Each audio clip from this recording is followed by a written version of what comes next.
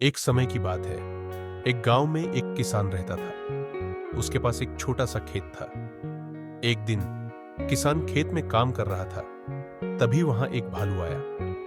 भालू किसान को देखकर बोला, किसान भाई, मैं बहुत भूखा हूं, क्या तुम मुझे कुछ खाने को दोगे? किसान ने सोचा कि अगर मैं इसे खाना दूंगा तो यह मुझे परेशान नहीं करेगा। उसने भालू से कहा, ठीक है, मैं तुम्हें खाना दूंगा, लेकिन बदले में तुम मेरे खेत की रक्षा करोगे। भालू मान गया और दोनों में समझौता हो गया। किसान ने भालू को खाने के लिए कुछ अनाज दे दिया। इसके बाद भालू हर दिन खेत की रखवाली करता और किसान खेत में काम करता। एक दिन किसान ने सोचा कि अब भालू की जरूरत नहीं है। उसने भालू से कहा, तुम अब जा सकते हो, तुम्हारा काम खत्म हो गया है।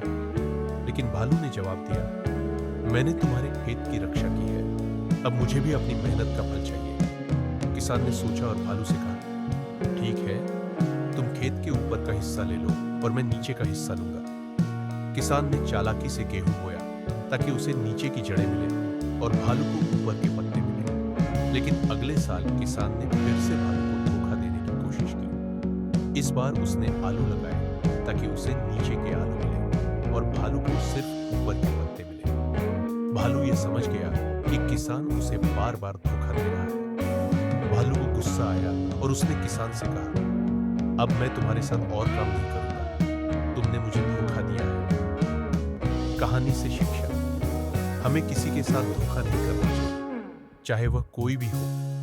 ईमानदारी और मेहनत से ही सच्ची सफलता मिलती है।